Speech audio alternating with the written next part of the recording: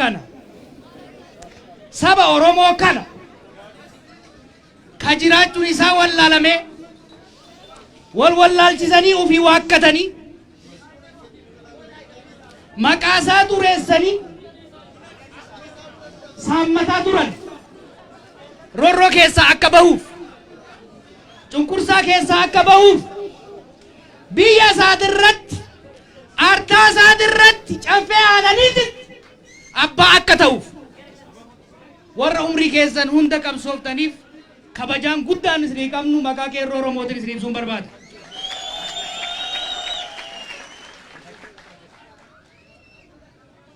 Guyyaa har'aa miseensa Koongireesii Federaalawaa Oromoo yeroon ta'u birrii 130 kafalee farrameetiin seene.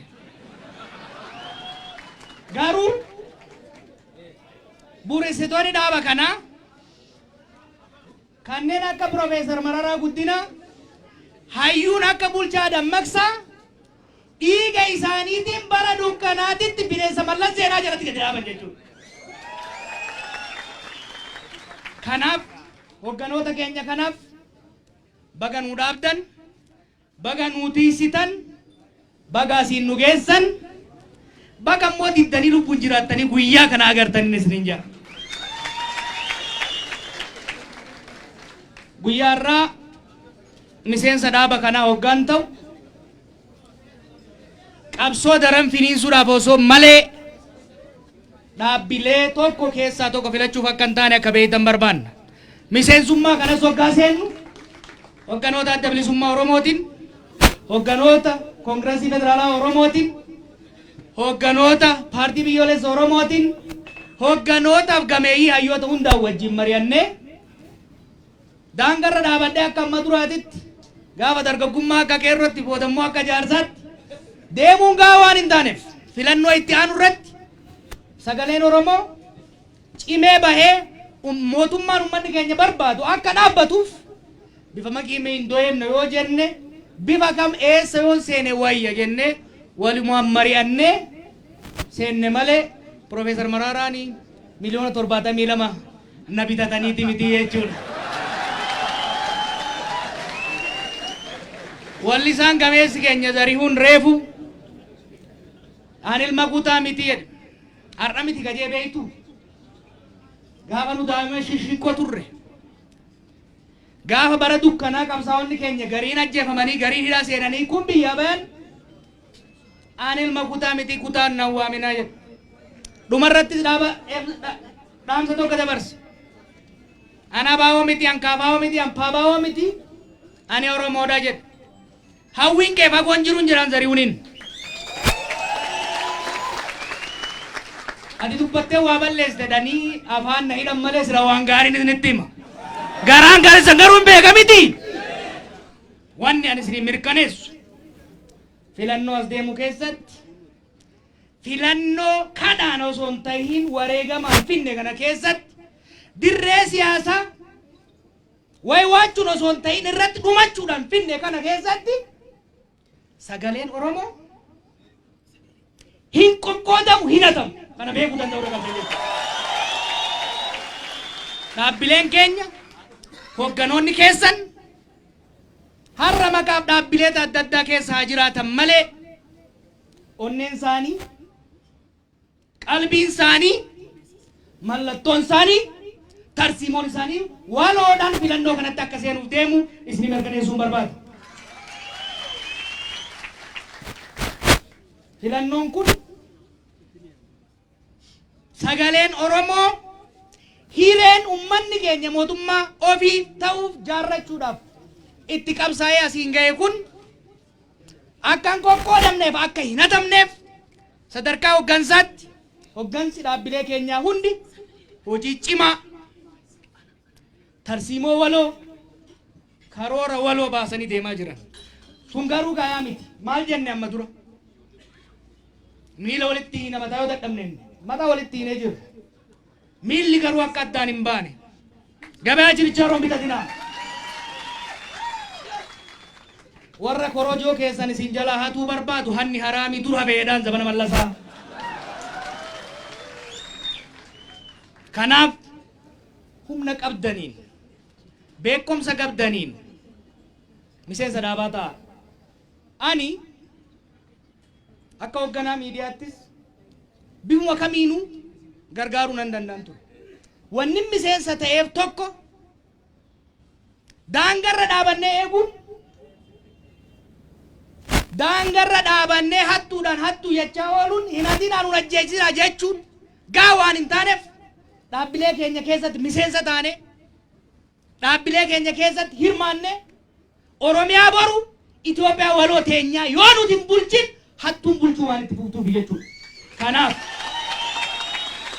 Kanaaf dargaggoo qeerroo hayyu obboleessa miseensa jaarmaalee siyaasaa ta'a yoo dandeessan. Miseensa abaa'otaa, miseensa kafaa'otaa, miseensa pabaa'otaa, miseensa dhaabbilee Oromoo haqaan ummata kanaaf qabsaa'anii waadaadhaan osoo hin tahin qabatamaan warri hojiidhaan mirkanaa'e warri hojii isaaniitiin beeytanitti miseensa taha. Miseensa qofaa miti. Maallaqa qabdaniin gargaara. Maallaqa qoon qabaanne. Hayyoo taatan gorsaan beekumsaan bira dhaabadhaa. Yoo ka biraa dhabdanii jaarsolii taatan Rabbi kadhadhaaf. Kuni barbaachisaadha. Yeroo ammatti dhaabbilee siyaasaa mormitootaa qofa osoo hin taane dhaaba biyya bulchuu wajjiinis mariirra jirra. Nu Oromoon akka diinummatti ol ilaallu jiran. Nuyi ummata gadaatuuf hin jenna miti. Ilmaan abbaa gadaatuuf hin jenna miti. Obboleeyyan keenya paartii biyya bulchuu keessa jiraniinis gaaddisa hooggansa Oromoo dhaabbannee garaagarummaan keenya akka jirutti beeyne walii kabanyee waan waloo keenya wanni waloo hin qabnu Oromoo Oromiyaadha. Oromoo Oromiyaadha. Wanni waloo hin qabnu irratti nageenya biyya keenyaati irratti akkaataa wal dorgommiin siyaasaa nuti goonu injifannoo argamte nu harkaa buufnetti akkaataa orma duratti nun salphifnetti yeroo yeraan wal geenyee geggeessaa jirra. Obboleeyyan keenya mootummaa keessa jiranis dongora isaaniitiin qeequun badii isaaniitiin qeequun akkuma jirutti ta'ee obbolummaa Oromummaa san irraanfachuu dhabuunii fi isaanis bu'aa qabsoo kanaa ta'uu isaanii beeknee waliin mari'achaati kan deemnu. Gaaddisa kana keessatti muummichi ministeeras akka hoogganaatti kan hirmaataa jiru ta'a. Bifa kanaaf miirri jibba qeerroo jibbaan immoo annu nuti sammuudhaan mo'annu. Warri taankii qabu warra kaleessa waajjira xiqqaa keessatti nu quudhu dide injifannee handhuura biyya teenyaati irratti akkanatti wal ga'uu ka dandeenye jibbaanii miti. Obboleeyyan keenya mootummaa keessa jiru dhiisati kanneen kaleessa nu ajjeesaa turaniiru tadabarte guddoo taafte guddoo waan kaleessa balleessiniif Rabbiin keessanis naa gaafatu fuuldurri keenya waliin jennet karaa itti agarsiisaa jirra jechuudha. Filannoo itti aanu kana keessatti kana sirri dhaggeeffadha. Filannoo itti aanu kana keessatti obboleeyyan keenya mootummaa keessa jiranis zabanni hannaa zabanni shiraa zabanni sharrii dhumuu isaa amananii fudhachuu. Ummanni keenyas jibbaan osoo hin tahin paartii jaalatu hoggana jaalatuuf amanu imaammata naataa jehu bilisaan filate fulbaana dhufuurratti fuula banaadhaan mootummaaf hogganoota quba keenyaan filanneen bulutti ceena jechuudha. Siyaasaa ce'umsaa keessa jirra. Siyaasaa ce'umsaa dhiiga keenyan kumaatama itti gabbarree kumaatamaan itti cabnee finne keessa jirra. Ce'umsa kana bakkaan gahuun dirqamnis kan Oromooti kan hoggansa Oromooti. Ce'umsa kana bakkaan gahuun hunda caalatti abbaa fedhan kijibni kan qeerroo Oromoodhati. Kanaaf wanni guddaan ammaa filannoo jidduutti barbaannu nagaya guddaadha jechuudha. Yeroo ammaatti Oromiyaas Itoophiyaas kan jeequu barbaadu warra achi barabbaree aangoo dheereffachuu barbaadu yookiin aangootti bahuu barbaadu. Nuyi achi barabbaruu hin barbaannu. nu yaaduun barbaannu dhuga qabna hoogganoota ummata duratti yoo gadi baafne ittiin hin saalfanne qabna ejjannoof ilaalcha sabaaf sablammoota kana biratti ittiin hin saalfanne waan qabnuuf wanni hannuuf wanni jeeyinuuf hin jiru imaammata qabnu karoora qabnu ummata keenyatti dhiyeessina ummata oromiyaatti dhiyeessina ummata Itoophiyaatti dhiyeessina